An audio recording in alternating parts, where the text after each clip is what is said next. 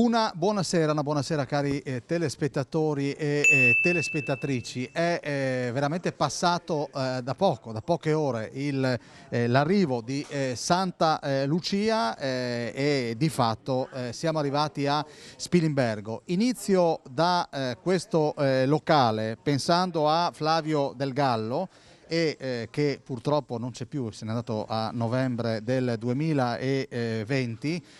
Al mio fianco c'è Mara, che saluto. Siccome so che tuo marito e tu e te ovviamente siete dei fedeli telespettatori, volevo ricordarlo visto che ci vedevamo poche volte, ma tutte le volte qua, ogni volta che c'era un sorriso. C'era un sorriso, sì, lui era sempre sorridente, solare e mi piace ricordarlo così. Lui era amico di tutti e mi ha fatto molto piacere anche la partecipazione che ho avuto da parte di tutti i cittadini, gli amici, e ancora oggi lo ricordano sempre con tanto affetto. E alcuni fanno ancora fatica a entrare nel locale perché lo vedono ancora qui con noi. Allora io ti ringrazio Mara, grazie per l'ospitalità, perché con noi c'è Gianni Coledani. Vogliamo iniziare con questo signore esperto di tradizioni popolari. Parleremo molto di presepi pensando a quello che è stato realizzato in Piazza Duomo, ma ve ne mostreremo degli altri. Allora intanto buonasera Gianni. Ciao Daniele, ciao, buonasera a tutti i telespettatori. Ecco, siamo qui a Spilimbergo oggi per parlare un po' di presepi e di storie e di storielle legate ai presepi. Ecco, Spilimbergo in questo senso vanta una specie di primato riguardo a cose di presepio, perché nel Medioevo, sulla fine del 200, se non vado errato, succede che uno spilimberghese va in pellegrinaggio a Colonia per vedere le statue, le reliquie dei tre re magi. Allora bisognerebbe fare un passo indietro per dire che quando il Barbarossa viene a Milano, grazie al suggerimento del vescovo di Colonia, ruba praticamente, porta su a Colonia le reliquie dei tre re magi che erano ospitate in Sant'Eustorgio a Milano. Ebbene, si crea tutta una serie di problemi, di devozioni, per cui questo spilimberghese che si chiamava Ser Anziletto, cioè signor Giovannino, il signor Angiolino, va a piedi naturalmente da Spilimbergo, dopo aver fatto testamento, va a Colonia a visitare queste reliquie. Là dove ancora oggi ci sono delle locande, degli alberghi intitolati ai tre re magi, ai tre re, alle tre corone, vuol dire che c'è stato passaggio di pellegrini verso Colonia. Ecco, poi per riguardo per esempio al presepio, non è che abbia attecchito subito qui in zona, perché bisogna pensare anche che qui le dottrine luterane in fondo preferivano l'albero di Natale piuttosto che il presepio, però comunque il presepio comincia a prendere piede e comincia ad avere un suo seguito anche presso la cittadinanza.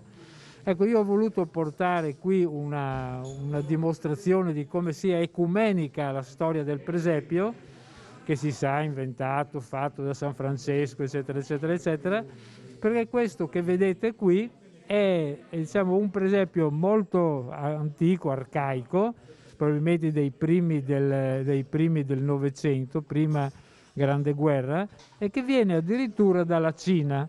Ecco, e per capire un po' meglio di quello di cui sto parlando, bisogna dire che sul finire dell'Ottocento lo zar Alessandro III mette in moto un po' tutti i cantieri europei per fare la ferrovia che da Mosca va a Vladivostok, perché voleva valorizzare queste terre e voleva dare, diciamo, dimensione, ricchezza al proprio regno. Chiaramente vengono coinvolti migliaia e migliaia di europei, cioè nord italiani, e in particolare veneti e friulani per andare a posare questi binari, ma prima di posare i binari c'è da fare le gallerie, c'è tutti i lavori da fare. Ebbene, uno di questi signori, un certo Pietro del Missier di Pradis, si è fermato anche dopo finiti i lavori e ha sposato una principessa Manciù, e dunque siamo verso il 1907-1908. Ecco, dopo finita la Grande Guerra, succede poi chiaramente la rivoluzione d'ottobre, eccetera, eccetera, e da questo matrimonio nasce più tardi un bambino che si chiama Pietro anche lui e che ha una strana avventura. Il papà gli aveva comprato per lui piccolino una specie di presepio che chiaramente è di matrice europea ma arrivato in Cina chissà come, e nel momento in cui il papà e la mamma decidono di farlo rientrare in Italia, dove avrebbe avuto più opportunità di studiare, difatti dopo si laurea medico questo bambino, lo caricano di un fardello, di uno zainone diremmo noi oggi, lo imbarcano su una nave e dentro in questo zaino ci mettono anche le statuine del presepio che aveva a Shanghai. Ecco qui, queste sono chiaramente le statue più piccoline che ho perché non potevo portare qua tutto, sono chiaramente logorate dall'uso, dalla manualità, ma anche io immagino anche dagli occhi stessi che a forza di essere viste perdono un pochettino di colore. Questo bambino arriva qui, questo presepio viene usato, poi quando lui si laurea a Bologna diventa medico chirurgo e nel 1954 va in America e diventa assistente di Debackey, perché era un famoso cardiologo, il quale ha avuto una vicenda straordinaria, questo Pietro del Missier, perché durante una sparatoria tra bande a New York resta ferito, resta praticamente leso e si comincia a muovere sulla sedia a rotelle, riesce a vivere abbastanza anche a lungo, ma muore diciamo in una maniera piuttosto ingloriosa. La zia Maria, che era cugina di mia nonna, ha detto ma Pietro è andato nel 54, come dicevo, io ero proprio bambino, ho detto avrei piacere che il presepio di Pietro che ha portato dalla Cina passasse al tuo nipotino, che sei pure il primo e l'ultimo, per cui passa da Pietro a Gianni, che sono io, e tuttora lo faccio a memoria anche dei miei figli, dei miei nipotini, che ho detto in modo che questa non solo tradizione, ma questo scampolo di storia resti vivo attraverso la loro memoria. Allora Gianni, io e te abbiamo parlato anche altre volte dei vari simboli del Natale. Santa Lucia, che significato ha? Ecco, allora Santa Lucia è invocata, dunque è originaria di Siracusa, è invocata come protettrice della vista. Santa Lucia ha una sua vicenda particolarissima perché dunque voi tutti conoscerete il detto Santa Lucia è il giorno più corto che ci sia, il che non è vero perché prima della riforma gregoriana, cioè in un certo momento Papa Gregorio si accorge, grazie ai suggerimenti degli studiosi, che l'anno è in ritardo praticamente di 10 giorni, cioè ha dovuto recuperare 10 giorni per portare l'anno solare con l'anno calendariale a pari passo. Allora ha saltato a pie pari 10 giorni e per cui cosa succede? Che Santa Lucia, che oggi cade il 13 mi pare di dicembre, in origine cadeva proprio nel solstizio d'inverno, sotto 23, ecco 13-23, però cosa succede? Che la festa viene tirata via, però resta il detto. Ecco qui, allora, e Santa Lucia è una santa particolarmente cara alle persone che lavorano di tagliapietre, di scalpellini e di persone che hanno a che fare che hanno bisogno degli occhi. Difatti era una santa molto gettonata presso gli scalpellini che lavoravano nelle grandi opere murarie in Europa nell'Ottocento, perché se vedete non c'erano occhiali e protezione, bisognava avvodarsi, si dice in Friuli, avvodarsi a qualcuno che potesse tutelarti da questo male. Ecco, Gianni, avvodarsi vuol dire fare un voto. Mettersi nelle mani cioè io faccio il voto che se tu mi aiuti io poi in qualche modo ti ricompenso. Basta andare a Cividale per vedere, a Cividale, a Castelmonte, per vedere tutto lungo le pareti i segni di questi avvot, cioè il voto praticamente. E allora ci si affidava, oggi ci si affida alle assicurazioni, quella volta diciamo era più facile perché prima costava meno, anzi costava niente, e poi con un cero, con una candelina, con un fiore ci si ricompensava e chiuso il discorso. Senti Gianni, il significato dell'albero di Natale è un simbolo anche importante, c'è stato questo dibattito se si può dire buon Natale, buone feste. Sì, ecco, è vero, anche perché all'origine c'è una contraddizione tra il mondo mediterraneo e il mondo nordico. Allora cosa succede? Che il mondo nordico, si sa per sua natura, è non ricchissimo, straricchissimo di abeti di tutte le fatte, ed era molto più facile ricordare la grande festività, il Christmas, no?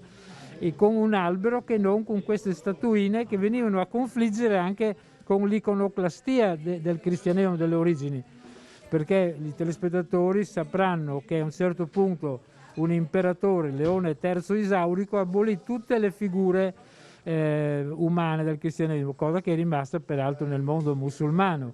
E allora si era ripiegato sull'albero come segno, perché non è un essere animato l'albero, e poi si è cominciato a dire: ma perché solo l'albero? Cominciamo a mettergli qualche lucina, qualche candelina, tenendo presente che nel nord Europa siamo praticamente, il tempo della luce è scarso, e poi c'è questo problema che viene inverno molto presto e la primavera tarda veramente a venire. Per cui hanno fatto questo abbinamento e ci sono praticamente due anime, l'anima cristiana e l'anima praticamente protestante luterana. Grazie Gianni Coledani, prezioso come al solito. Prima di salutarci un appuntamento, gli Sprimulis di Zampis, li abbiamo conosciuti proprio durante lo scrigno, partecipa a Voci Senza Confine, concerto di Natale delle minoranze etnico-linguistiche del Friuli Venezia Giulia. L'evento si tiene sabato 18 di dicembre alle 20:15 presso la chiesa di Corno chiesa di Sant'Andrà di Corno di Rosazzo. Interverranno, oltre agli Sprimulis di Zampis e di Pagnacco, la corale Fogolar di Corno di Rosazzo, il coro Zare di Sauris, il maestro Roberto Squillaci di Cormons e il gruppo corale folcloristico Sodla Nape di Villa Santina. Con questo annuncio ci salutiamo, andiamo in pubblicità, ci vediamo con la seconda frazione.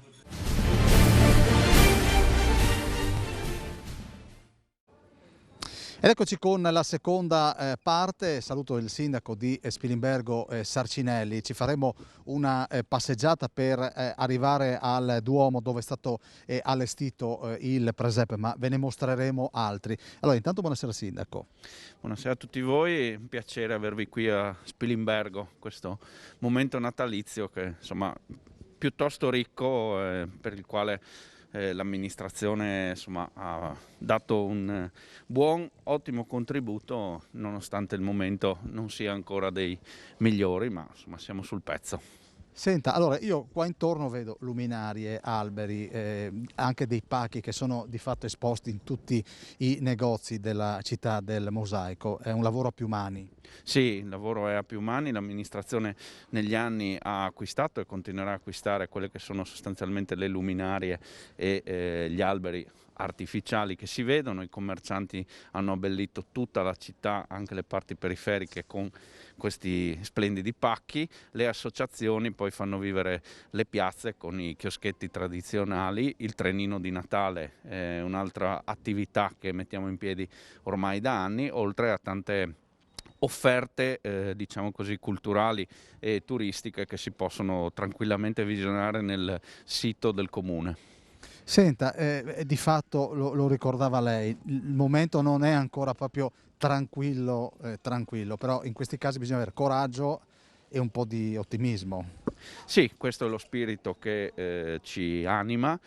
Coraggio e ottimismo sono evidentemente un'ottima sintesi, e pur nel rigoroso rispetto delle norme, anche per quel che riguarda i mercatini, piani di sicurezza, accessi, controlli. Questo è il momento che impone una condotta di questo tipo, ma guardiamo al Natale, guai sarebbe diversamente, con grande ottimismo. Senta, che calendario è?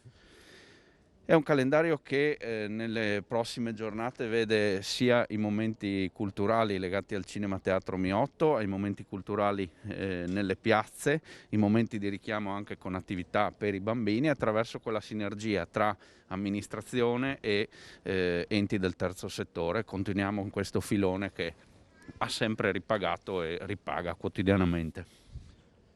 Ecco, le chiedo da sindaco che cosa vuol trovare sotto l'albero? Serenità.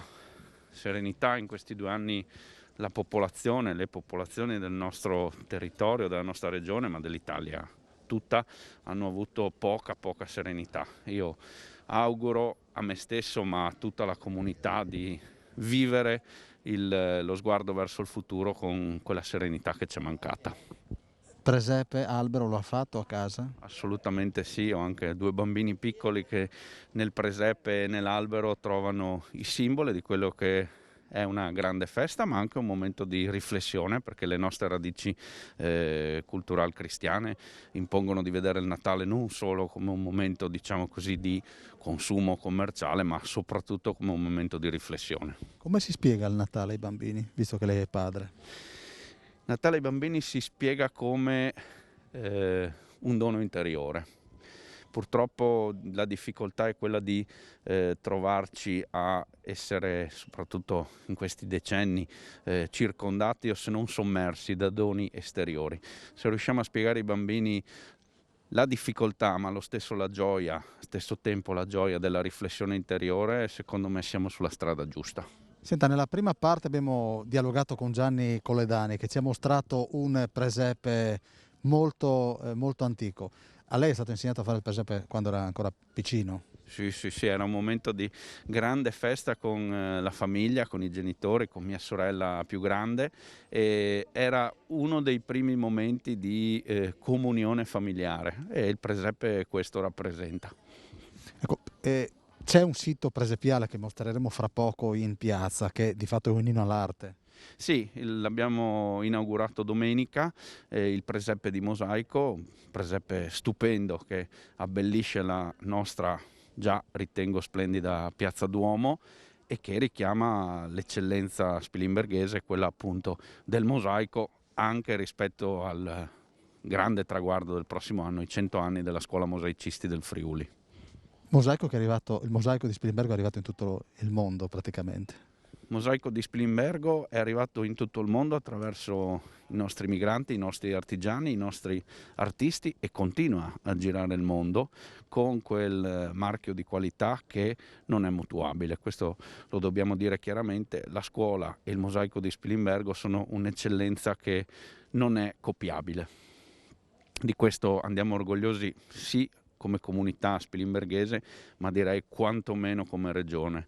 È un'eccellenza che la stessa regione sostiene correttamente e giustamente da decenni e sosterrà, anche per quanto riguarda la ristrutturazione delle palazzine di fronte alla scuola e soprattutto la realizzazione nell'arco del 2022 della grandissima pavimentazione che sarà l'ingresso alla scuola mosaicisti del Friuli. Ecco, lei diceva 100 anni di scuola del mosaico, diciamo che è un brand, una tradizione che si è rinnovata nel tempo, anche con questo presepe.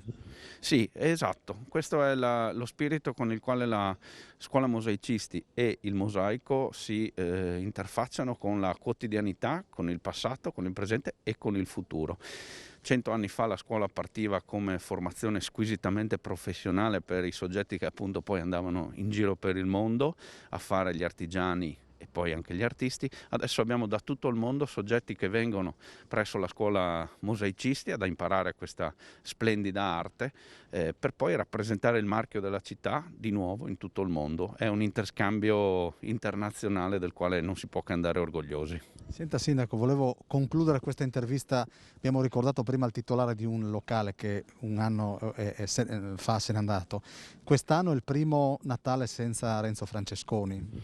Sì, primo Natale senza Renzo, con il quale ho personalmente condiviso 15 anni di amministrazione come consigliere di minoranza, come assessore, poi come vice sindaco, sotto la sua guida.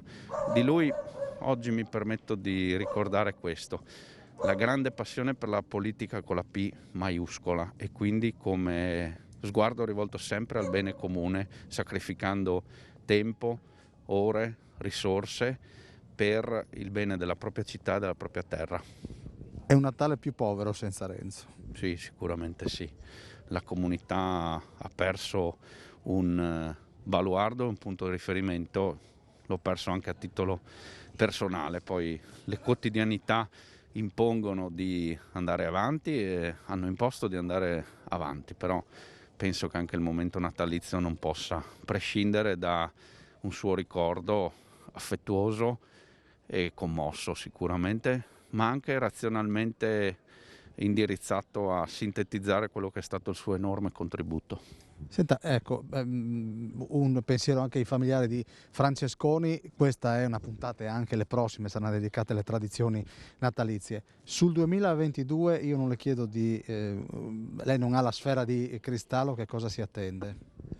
Non ho la sfera di cristallo, ma con quello spirito ottimistico di cui abbiamo parlato prima, mi aspetto un 2022 per la nostra comunità ricchissimo. Abbiamo citato i 100 anni della scuola, sarà anche la sede per quanto riguarda l'anno della filologica friulana, sarà sede a Spilimbergo, vi saranno tante iniziative legate anche a un'altra nostra eccellenza che è il Centro di Ricerca e Archiviazione della Fotografia. Un insieme di opere che andranno a concludersi per dare servizi ai nostri cittadini, ai nostri giovani, ai nostri anziani. Mi auguro un 2022 in cui si possa lavorare senza evidentemente quelle problematiche che hanno condizionato, se non determinato, gli ultimi 2 anni. Allora, col sindaco di Spilimbergo noi ci spostiamo, abbiamo ancora 2 minuti, vorrei chiudere proprio con il primo cittadino di Spilimbergo questa frazione e la faremo proprio la chiusura di questo nostro incontro proprio davanti al presepe di Mosaico. A tra poco. E come promesso abbiamo raggiunto la zona del Duomo dove è stato allestito questo presepe, sindaco. Sì, abbiamo inaugurato, come dicevamo, domenica, da cura dell'associazione Imago Musiva, con la collaborazione dell'amministrazione ovviamente, ma della diocesi, della parrocchia e di tantissimi enti pubblici e privati. Questo sicuramente rappresenta il punto di forza di questo presepe. È un presepe innovativo, sì, mosaico, non del tutto tradizionale. Poi evidentemente il Presidente darà le spiegazioni tecniche di alto impatto scenografico nella nostra piazza. Negli anni si è arricchito di figure, quest'anno ne sono state aggiunte addirittura 8, c'è stata una grande partecipazione anche domenica nonostante il tempo non del tutto clemente, però significativo, un momento sicuramente importante per rappresentare questo connubio, Natale, il mosaico, la città di Spilimbergo, la nostra piazza Duomo verso il castello. Sicuramente sarà un richiamo anche da un punto di vista turistico. Ecco, lei fa ancora una volta riferimento a questo lavoro di gruppo. Sì, è lo spirito che secondo me va sottolineato anche rispetto a questa attività, è il lavoro attraverso i mosaicisti che hanno collaborato, l'associazione evidentemente che ha coordinato tutto e gli enti che ci hanno creduto, ci credono e sostengono, pubblici e privati, anche benefattori singoli. Insomma, significativo anche in questo momento che ci sia questa condivisione di obiettivi per dare luce e lustro alla città. Io ringrazio il sindaco Sarcinelli, adesso noi andiamo in pubblicità e poi siamo pronti con il padre e figlio di questa associazione che è la promotrice di questo presepe.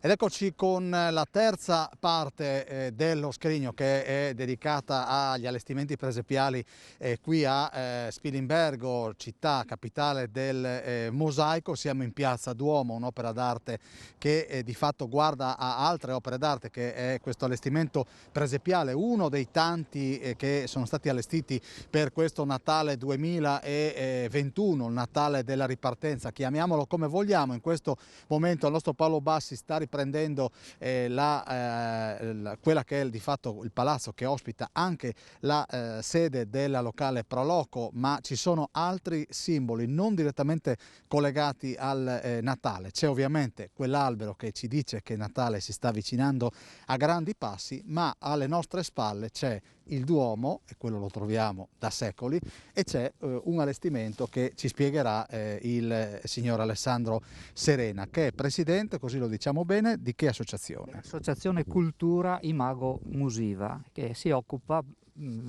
principalmente di sviluppare questo progetto del presepio di mosaico, un presepio particolare perché non è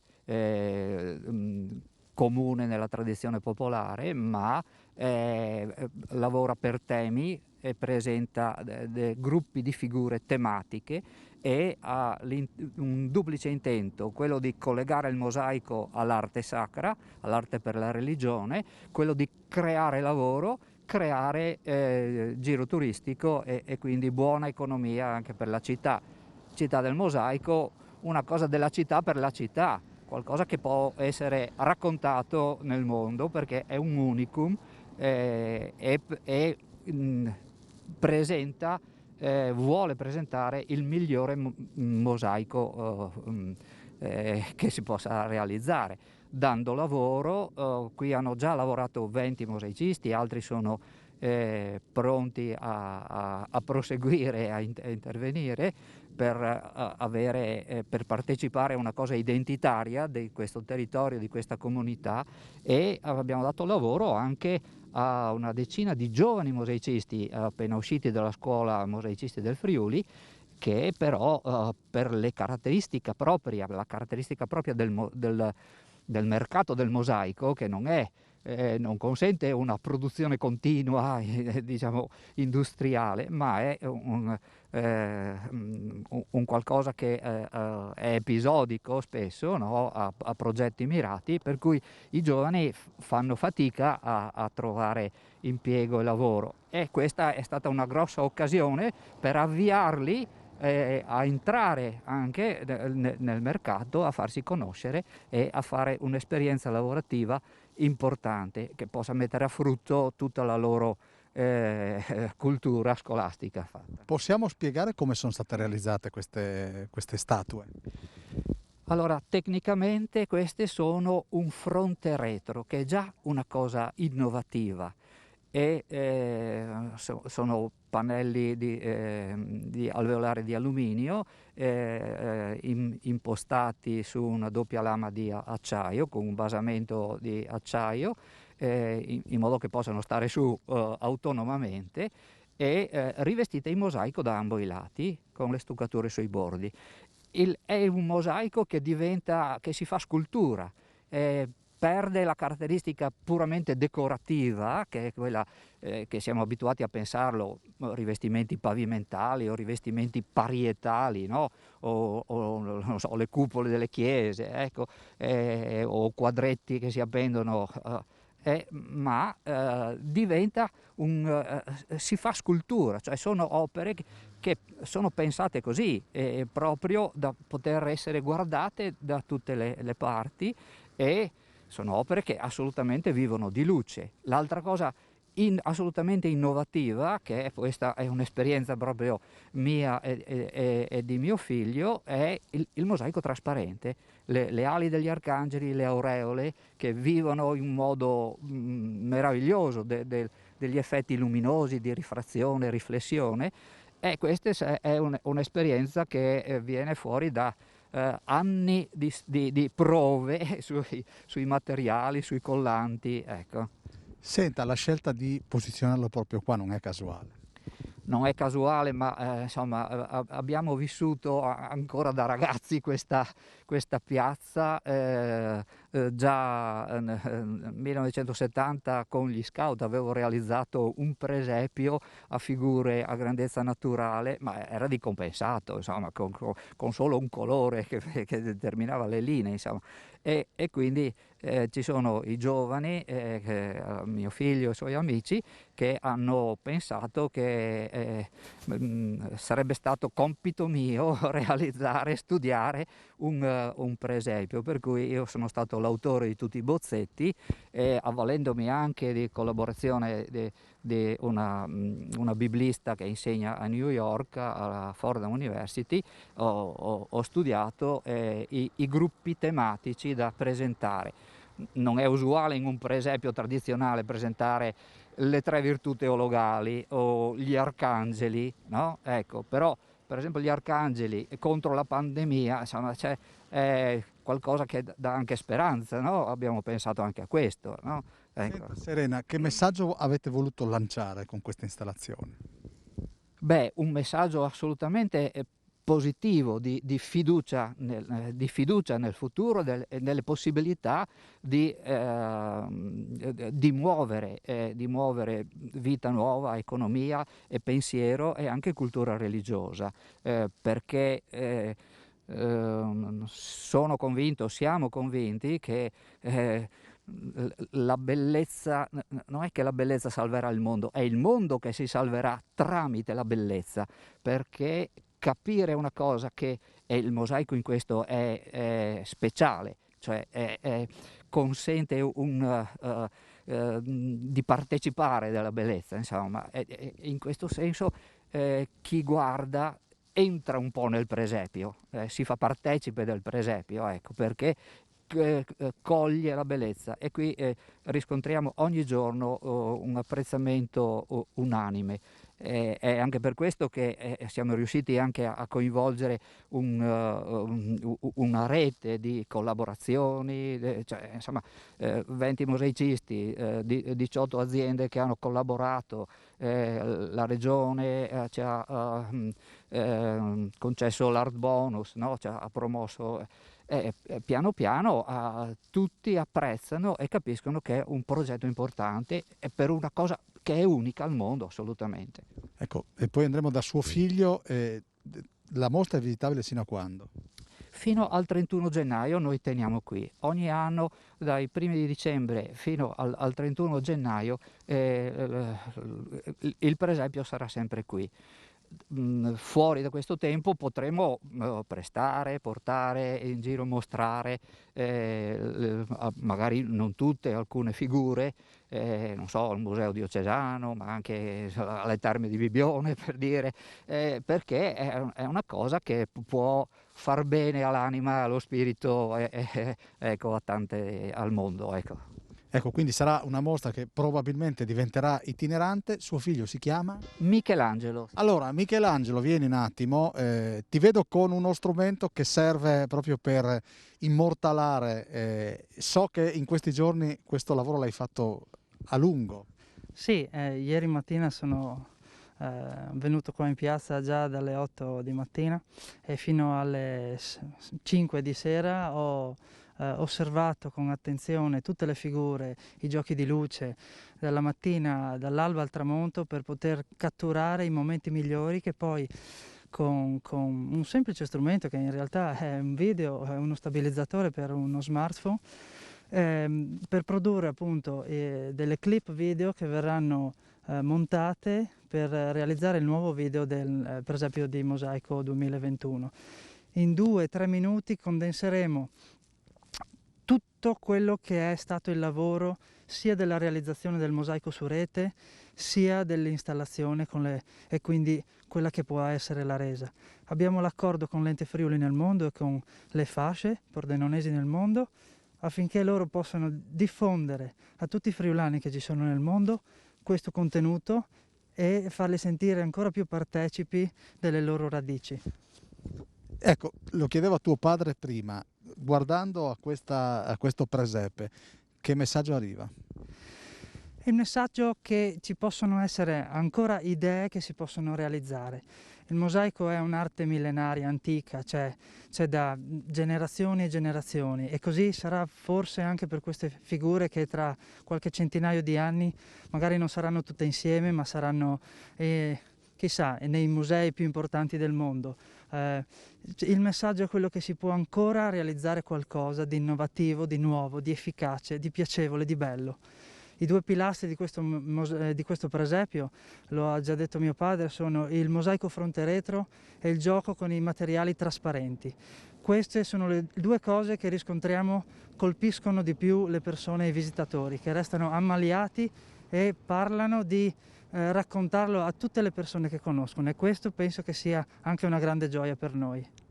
Allora, noi su queste parole ci fermiamo, adesso andiamo in pubblicità, ma rimanete pure comodi lì perché abbiamo molte cose da raccontarvi da Spilimbergo. A tra poco.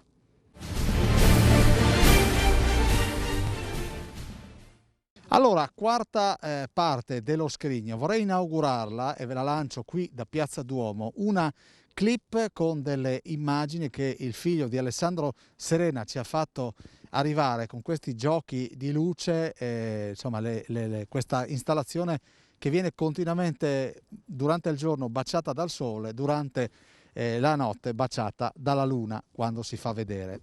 E poi vi faccio conoscere questa coppia, ma andiamo con questa clip.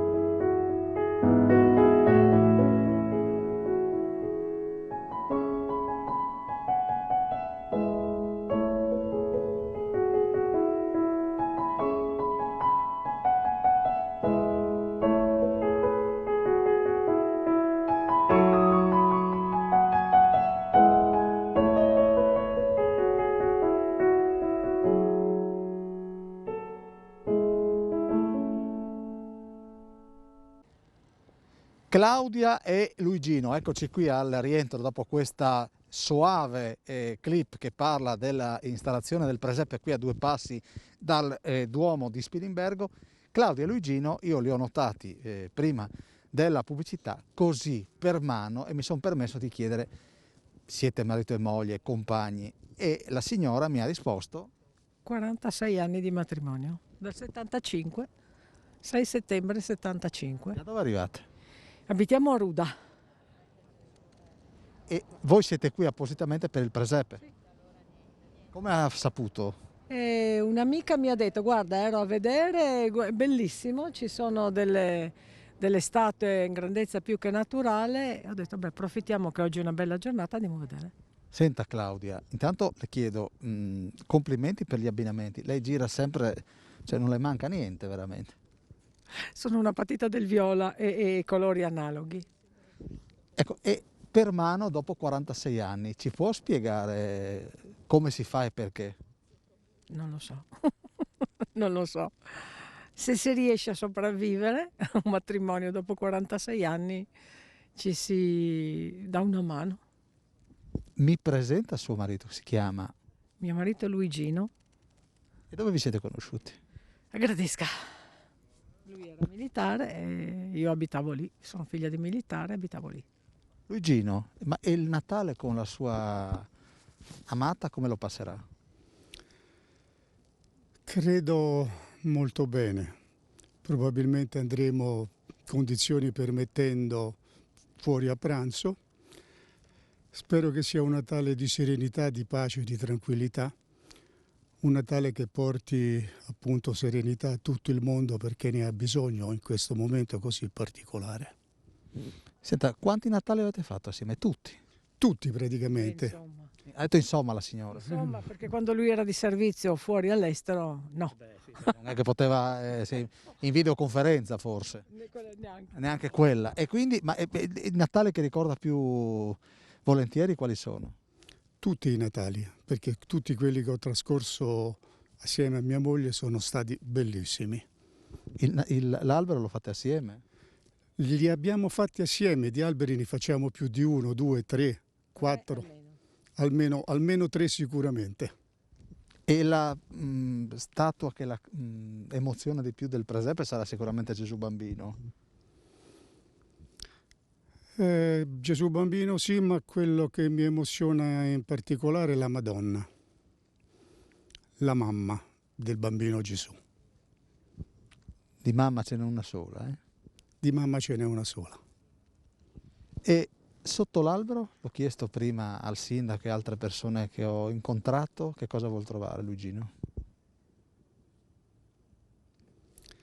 Cosa voglio trovare? È difficile dare una risposta a cosa voglio trovare sotto l'albero, ma credo lei. La trova ogni giorno, anche se non c'è l'albero, no? Certo. Sì. E quindi come rispondiamo alla creatura? Io personalmente vorrei trovare un po' più di tranquillità che in questo tempo non ho, in questo periodo. Le fa paura ancora il Covid? Mi fa paura l'incertezza, non tanto il Covid, uno fa tutto il possibile, mascherine, iniezioni, tutto. Poi se capita la sfortuna. Però ecco questo non poter fare un piccolo programma, io sono quelle a lungo programma, e questo forse gialli, forse arancioni, forse sì, forse no. Mi sento limitata anche nelle idee, nello spirito di avventura. Allora io ringrazio questa coppia, Luigino e Claudia, vi auguro buon Natale, buon 2022, sarà sicuramente migliore del 2021, io sono sicuro di questo, Sì. perché ci vuole veramente poco perché sia... Dico sì. Non è che il prossimo è bisestile, no, speriamo di no. Perché sennò- Ma sa, alla fine è il contrario, magari non si sa mai. Comunque tanti auguri anche a voi, lei e il signor. Paroni, signora. No, di nome di Daniele, Daniele, il signor? Paolo basta. Paolo e Daniele, tanti auguri a voi, alle vostre famiglie. Grazie, Buona giornata. buona giornata a voi e ovviamente gli auguri ai nostri telespettatori che sono, e le telespettatrici che sono il nostro bene più caro televisivamente parlando, perché se questi non schiacciano sull'11 noi non siamo nessuno, capisce? Quindi io siccome amo dire è 11 e il canale 11 è 2 volte numero 1, ovvero sia Telefriuli. E adesso andiamo a curiosare da un'altra parte. Siamo a 2 passi dalla cappella di Santa Cecilia, alla mia destra invece c'è il Duomo. Prima di andare dal signor Ermanno Zanetti, che fa parte di un gruppo degli amici del Presepe di Spilimbergo, incontro, perché sapete che a me piace parlare con le persone, questa coppia. Anche voi siete dei maratonetti del matrimonio, signora? Sì, Quanti anni? 50,7 mesi, 6 mesi. Periodico praticamente, 50,7 periodi. A maggio sono stati 50 anni. Che 50 anni sono stati? Belli e brutti, belli e brutti. Ma chi è che comanda a casa? Lui, ma decido io. Meraviglioso, questa è una, diciamo un po' la media, ecco, quindi. Ma e il Presepe chi è che... Io ho da 70 anni il presepio, addirittura fatta di terracotta e fatta in parte anche da parte mia, che andavo a prendere il muschio su tutti quanti i prati per portarlo anche dalla parrocchia dove noi veniamo da Venezia, Sant'Anna di Piava in poche parole. E quindi facevo il mio e anche quello del Don, che a un certo momento mi dava 45 lire perché li portavo addirittura nel muschio, perché ci voleva 50 kg di muschio, non è che fosse roba da poco. Un mese di lavoro. Senta, nella vita, ammesso che lei sia in pensione, cosa ha fatto? Io ho fatto diversi mestieri. A 12 anni sono andato a fare il bagnino a Jesolo. A 20 ho fatto il militare qua in Friuli, girando un po' tutta l'Italia. Poi ho cominciato a fare il tecnico elettronico perché ero diplomato in elettronica. Finito 12 anni sono andato su a Belluno, Trento Bolzano per altri 6-7 anni. Sono ritornato giù, ho fatto un altro lavoro, ho cambiato completamente genere di lavoro. Ho fatto marketing, strategie di vendita e tecniche di promozione. Senta, ma la signora come l'ha conosciuta? Davanti a un presepe? La signora l'ho conosciuta perché avevo sua sorella in macchina, aveva comprato la macchina nuova, e avevo sua sorella e correndo così per la città l'ho incontrata lei con sue 2 amiche che dovevano andare a Venezia. Ho scaricato sua sorella, ho preso su lei. Da quel momento non è più scesa. È sempre rimasta lì, signora. E lei invece che cosa ha fatto? Ho lavorato su 2 studi legali. Ma è una donna severa lei? Sì. Suo marito mi ha fatto sì, quindi io credo a suo marito. Quindi... Ma che Natale sarà, visto che la puntata è dedicata a questo? Normale con la famiglia. Con quelli che sono rimasti, perché sono stati anche dei morti, anziani, la figlia, il genero, i consuoceri, basta, perché i genitori li abbiamo persi quando noi avevamo 30 anni, quindi... Noi abbiamo mangiato da soli. Avete? Da 30 anni, a 30 anni noi avevamo perso i genitori, entrambi. E eravamo, diciamo, i secondi figli dopo la guerra, perché mio padre ha fatto la guerra, ha fatto 2 anni e mezzo di campo di concentramento e quindi si è cavata abbastanza bene. Quando è tornato a casa sono nato io e lo stesso da parte sua, suo padre che faceva anche lui il militare in Sardegna, è tornato a casa e è arrivata lei. Questi sono i momenti più salienti del momento dopoguerra. C'era una certa difficoltà economica e anche sociale in quel periodo. Noi siamo usciti solo con la volontà e con la capacità che abbiamo sempre dovuto fare da soli, tutto da soli. Allora, stiamo per chiudere questa parte, poi entreremo appunto in questa cappella di Santa Cecilia. L'ha vista già lei? Adesso l'ho vista. È emozionata? Sì, molto. Ma davanti a un presepe si può anche pregare? Penso di sì. No, si può intuire di avere dei certi momenti di solitudine davanti, perché là si vede come siamo nati noi, chi è nato prima di noi e cos'è la cristianità. Io dovevo essere un prete mancato. Anch'io, se posso confessarglielo, poi ho cambiato idea. Io sulla mia via dove abitavo a San Donato di Piave, 7 preti sono tutti nell'America Latina. Quindi la via era quella giusta? La via era quella giusta. Io ho sempre praticato i salesiani, ho sempre gestito, ero bravissimo in dottrina e tutte le storie della Chiesa. Senta, quindi dovremmo salutarci con un saluto pace e bene, che è proprio per eccellenza. Questo, pace e bene a tutti quanti e auguro grande felicità a tutti. Sarebbe stato un buon sacerdote però, signore. Guardi, Tante pecorelle avrebbe fatto. Un minimo vescovo, perché guardi, l'attività che...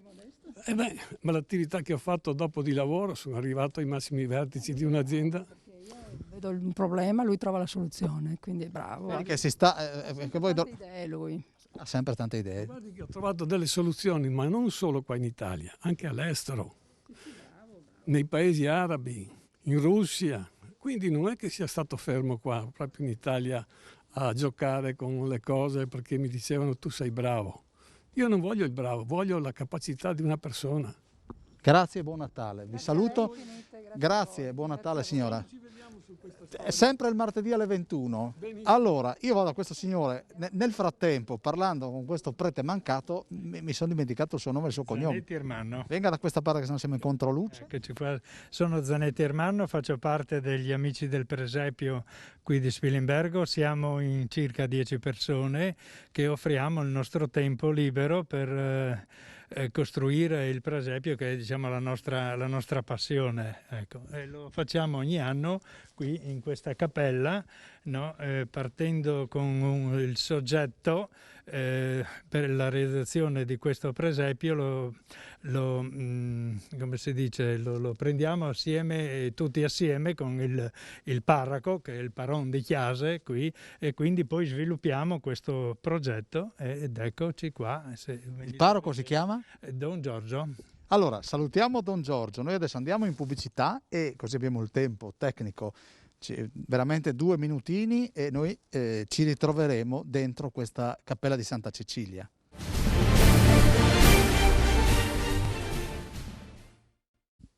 Siamo entrati, quinta parte dello scrigno, siamo entrati nella cappella di Santa Cecilia. Allora, Ermanno, prova a portarci a spasso in questo presepe allestito da questo gruppo di amici. Ricordiamo innanzitutto gli orari, quando è aperto. Gli orari sarà aperto dalle 7:30 del mattino fino alle 7 di sera, in ogni giornata sarà aperto e visitabile da chiunque voglia ammirare quanto abbiamo fatto. Ecco, quest'anno abbiamo deciso di rappresentare la nascita dove è nato, quindi nella stalla, anche perché rappresenta la civiltà contadina di un tempo, è ambientato negli primi anni del Novecento, diciamo, a grandi linee, ed è rappresentato, come potete notare, in quegli anni, perché rappresentava l'economia di quelle famiglie, no? Qui sulla sinistra abbiamo la osteria del Moro, ed è diciamo casuale in questo anno perché ho voluto fare questo in quanto il giorno 23 dicembre rappresenteremo il presepio vivente qui davanti in piazza Borgolucido, e il presepio vivente, quindi farò l'oste del Moro, quindi ho voluto fare un filo diretto fra questo presepio e quello che andremo a fare. Ecco, Ermanno, spieghiamo un po' quando avete iniziato a fare questo lavoro. Diciamo, lavoravamo nei pomeriggi, i primi lavori sono stati iniziati verso settembre e poi ognuno veniva, si dedicava il suo tempo nei momenti che aveva libero, no? Ecco, ci abbiamo impiegato un po' di tempo, ma ce la siamo presi anche molto comoda. Usiamo dei materiali che ci donano delle ditte nostre qui locali, e cerchiamo di usufruire, riciclare materiali già usati il più possibile, e anche di usare materiali, se possibilmente, da poter riciclare di nuovo e riusare di nuovo un'altra volta. Ecco. Senti, il fieno è protagonista. Il fieno, sì, il fieno è protagonista, è la paglia che ravviva con il suo aroma, il suo profumo, ci immerge proprio nella stalla, nel vero presepio. Senti, è quel gatto? Quel gatto lì, anche lui fa parte della vita del mondo. Il gatto, le galline, le papere, abbiamo tanti animali domestici rappresentati qui, assieme poi agli attrezzi in uso comune, manuale di quella volta, insomma. Senti, alla tua destra chi c'è? C'è il mio collega, l'amico Marco, che anche lui ha donato il suo tempo prezioso per fare quest'opera. Sì. Ecco Marco, come hai donato il tuo tempo? Nei pomeriggi o le mattinate in cui non ero impegnato, volentieri venivo a dare una mano a tutto il gruppo, diciamo, no?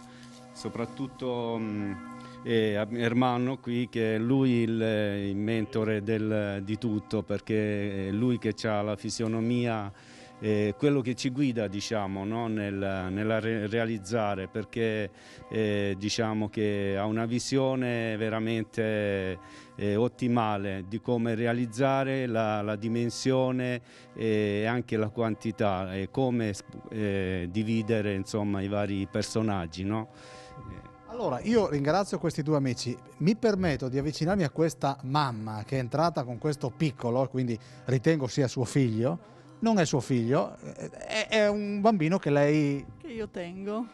Senta, perché lei è venuta a vedersi questo presepe, portare questo piccolo a vedere il presepe? Si inizia da piccolini proprio a mostrare i valori, no, della cristianità. No, è comunque una tradizione che va comunque tramandata anche ai bambini, e quindi è sempre bello vedere quello che la comunità offre, il lavoro che fa e il tempo che dedica, ma soprattutto trasmette.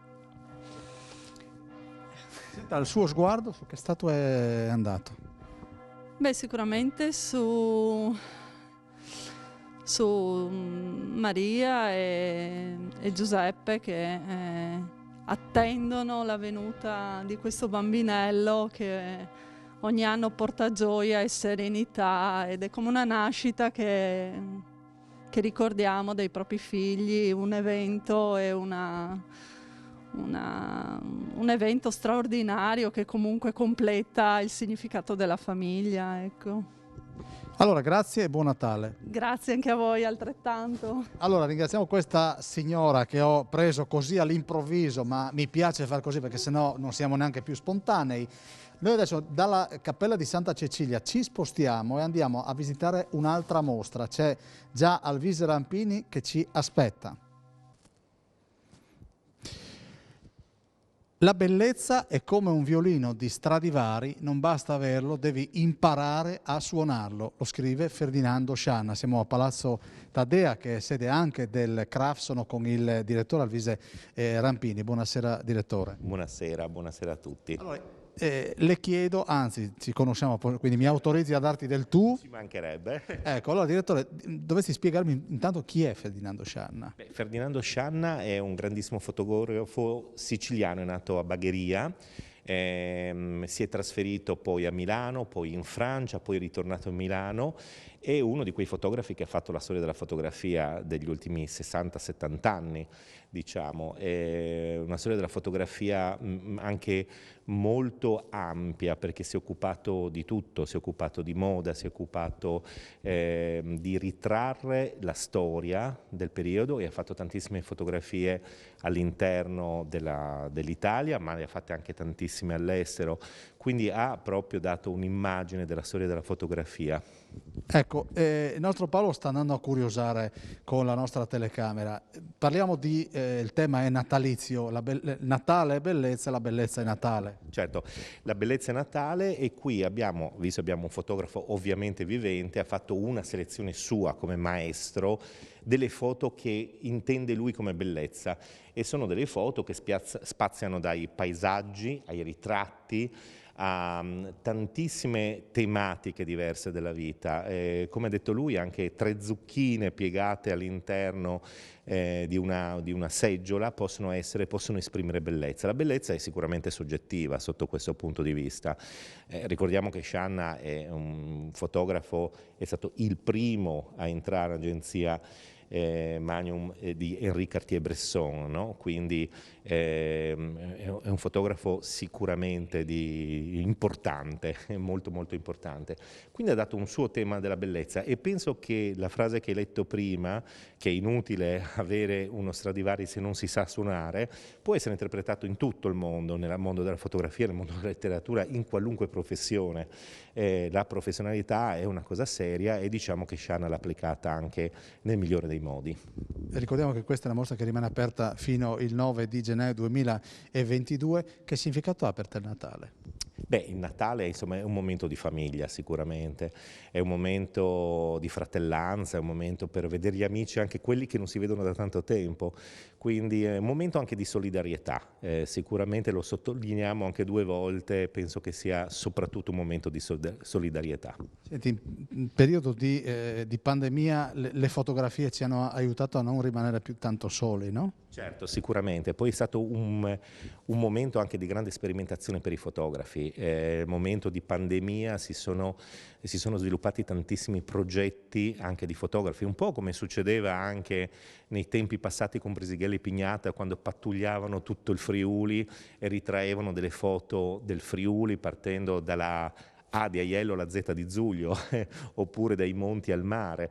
È un po' quello che è successo anche durante la pandemia, quello di ritrarre per la prima volta delle città vuote, ferme, completamente bloccate, è stata una grande esercitazione, un grande progetto da parte dei fotografi. Possiamo dire, approfittiamo anche dell'occasione per dire che cosa fa il CRAF? Il CRAF è un centro di ricerca e catalogazione della fotografia, quindi si occupa soprattutto di archivi, di salvaguardare, restaurare, digitalizzare archivi, fondi fotografici. E una sezione del CRAF si occupa anche di mostre, quindi portiamo avanti, come in questo caso, una mostra che appartiene a FVG Fotografia, che è un'istituzione insomma più che trentennale, e parlare di fotografia attraverso le mostre. Abbiamo sempre un premio regionale, un premio nazionale e un premio internazionale. Quest'anno concludiamo con questa mostra con il premio nazionale e il premio regionale lo daremo sabato con una grande mostra di Carlo Dalla Mura, un fotografo vivente, ultra novantenne, che ha fatto anche lui la storia della fotografia non solo in Friuli ma anche negli anni 50 e 60 girando per il mondo. Rampini, parlando con te guardavo fuori dalla finestra, è uno scorcio veramente da fotografare quello lì e vediamo le montagne dietro abbastanza imbiancate. È un'interpretazione della bellezza anche questo, per noi questa è una cartolina vista da qui in questo momento, è un'icona.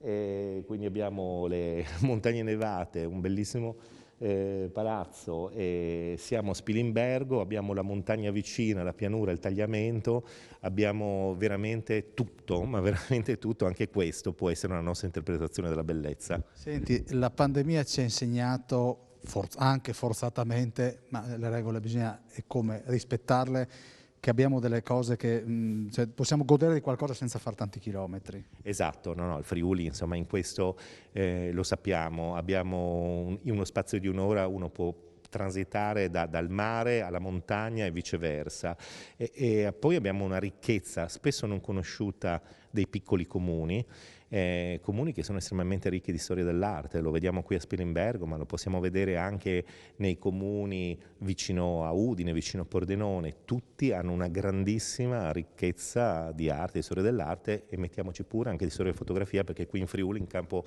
fotografico sono nati tantissimi progetti da sempre e c'è stata sempre tantissima fotografia, fin dal 1839 che è nata la fotografia. Allora stacchiamo dall'argomento e adesso andremo in pubblicità, però a Rampini chiedo, ma com'è il tuo presepe a casa? Beh, il mio presepe l'hanno fatto i 4 figli che ho, quindi è un presepe dove c'è stata anche un po' di tensione perché ognuno voleva fare qualcosa. Presepe sempre vivo e più albero di Natale naturalmente e più naturalmente pranzo di Natale in famiglia. Grazie al direttore del CRAF, a Luisa Rampini, ma ci rivedremo perché il CRAF è come l'acqua di sorgiva, sgorgano idee, sgorga la bellezza come nel caso del fotografo che di fatto si racconta in queste sale, questo fotografo vivente che appunto ha donato, ha prestato le sue opere qui a Palazzo Taddea. Noi adesso andiamo in pubblicità ma rimarremo a Spilimbergo, ci sposteremo perché vogliamo andare a vedere altre 2 piccole installazioni presepiali, ci stanno aspettando i proprietari.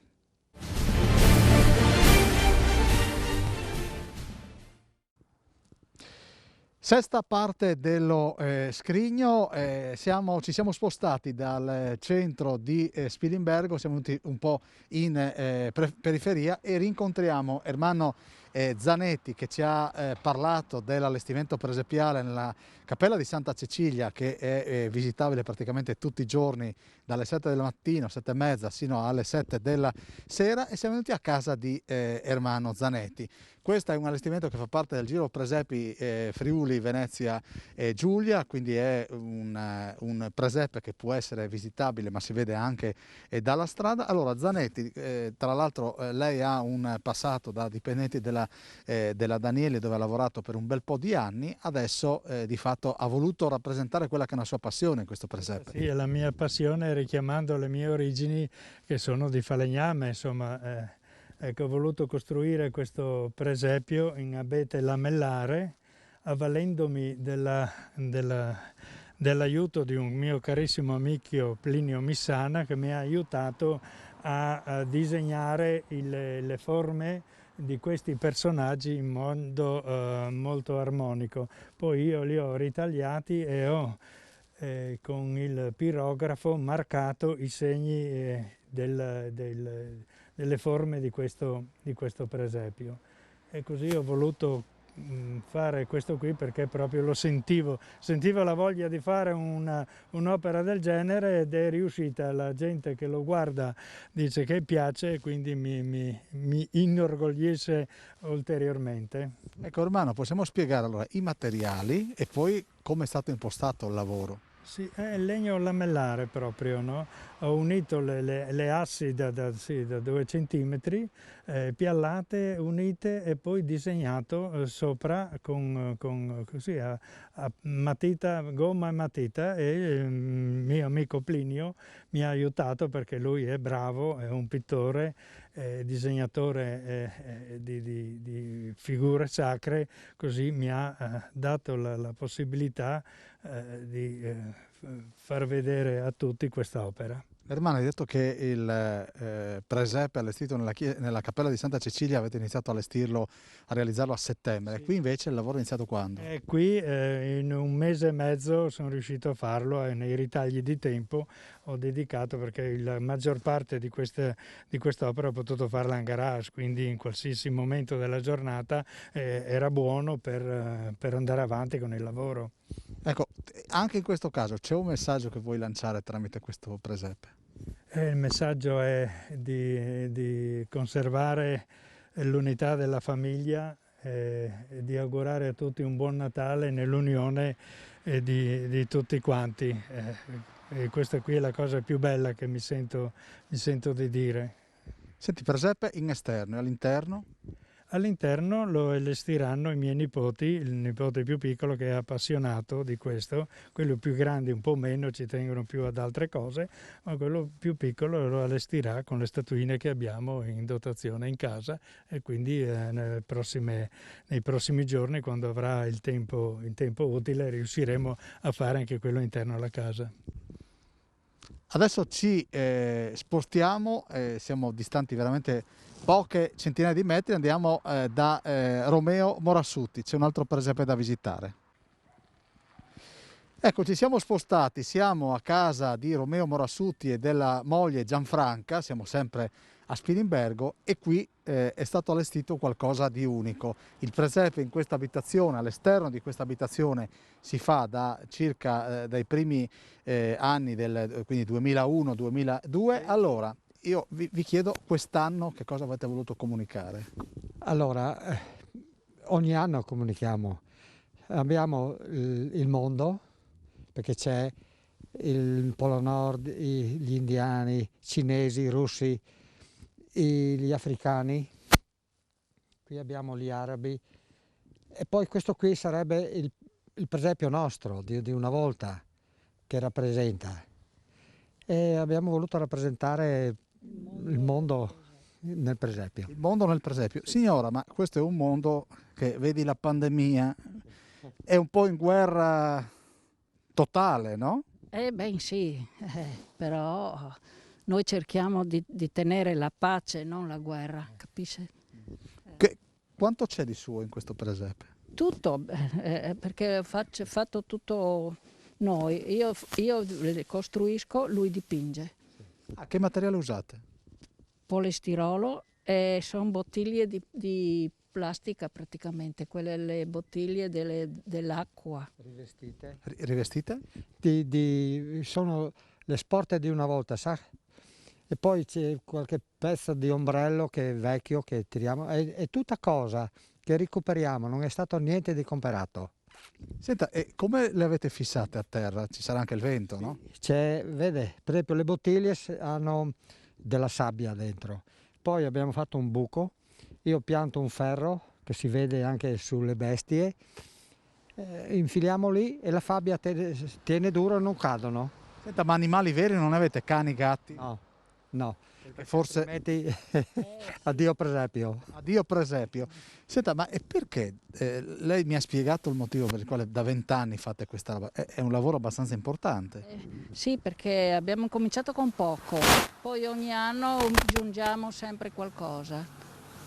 Così per noi, per i nostri figli, per i nostri nipoti. Come si chiamano i vostri nipoti? Allora, i nipoti si chiamano Marco, Fabio, Davide, e poi Gabriele e Anna, e i pronipoti, perché abbiamo 2 pronipoti, Ennio e Eric. Ecco, senta, quindi io ho visto prima venire delle persone, vengono anche a visitarlo. Sì, abbiamo anche il giro del Telefriuli. Ha visto? No, del Telefriuli. Giro dei presepi. Giro dei presepi. E quindi ho visto delle persone che arrivavano, sono della zona? Quelle lì mi hanno detto che non le conoscevo, vengono da Mestre. Sì. Da Mestre? Sì. Però, siccome era aperto, le abbiamo lasciate, ma non possiamo portare dentro gente per la pandemia. E allora, perché il giro presepi mi hanno telefonato giorni fa, guarda di non far entrare nessuno. Sì, tanto qui il presepe si vede anche da fuori, sì, no? Appunto. Arrivano anche le corriere, vengono anche con le corriere, parcheggiano là e vengono a vedere. Senta, ma anche dalla Germania, arrivati proprio? Sì, 4 anni fa mi sembra. Che lavoro faceva lei prima di andare in pensione? Io facevo il carrozziere. Quindi ha una certa capacità manuale? Sì. E difatti tante cose le ho fatte, per esempio l'albero della vita l'ho fatto in scala. E per esempio, dopo vede là il trespolo, il castagnaio dove si cucinano le castagne, tutte le cose in ferro le faccio io. Senta, ma lei invece scolpisce il polistirolo. Senta, ma dopo tutti questi anni, queste statuine e queste opere, cosa le avete tutte in taverna? No, le abbiamo nel granaio sopra, perché dopo bisogna lavarle tutte perché si sporcano. Lavarle tutte, asciugarle, le metto nelle scatoloni e le portiamo su. Ma avete tenuto tutto voi? Eh sì. Sì, perché se buttiamo via poi ricominciare non lo faremo più. Diceva? Le dico, guardi, allora abbiamo personaggi 108, casette 31, pecore 30, animali vari 60 e l'albero della vita. Senti, l'anno scorso invece il tema qual era? Ma sempre quello, eh. Noi ogni anno aggiungiamo un paese. Poi spostiamo, Sì, ma era sempre, cioè il mondo, noi volevamo rappresentare il mondo, la pace nel mondo. Senta, ma e che paese manca? Manca uno che non glielo dico perché lo facciamo il prossimo anno. Per amor di Dio, io... Non si arrabbi, ma... È che dobbiamo vivere anche di sorprese, se no è tutto, se dobbiamo sapere tutto, guai, no? Quindi... E lei invece, signora? Suo marito faceva il carrozziere, quindi riparava le cose che si rompevano. Sì, io invece facevo la commessa in supermercato. Si sta bene in pensione? Sì, sì. Poi ho fatto anche il mosaico. Quindi è nella patria del mosaico. Sì. Di Spilimbergo tutte e due? Lui è nato a Pordenone, io sono nata a Spilimbergo. Quindi lei è proprio di qua? Sì, io sono friulana proprio. Allora, su questi li abbiamo identificati simpaticamente questa coppia. Siete sposati da quanto? 54 anni. Complimenti, quindi questa è la terza coppia che ha superato i 50 anni, li abbiamo conosciuti in questa puntata dello Scrigno interamente dedicata alla tradizione dei presepi. Non mi resta che ringraziarvi, salutare il nostro Paolo Bassi e augurarvi buone feste, ma avremo occasione di rivederci. Arrivederci. Molti auguri anche.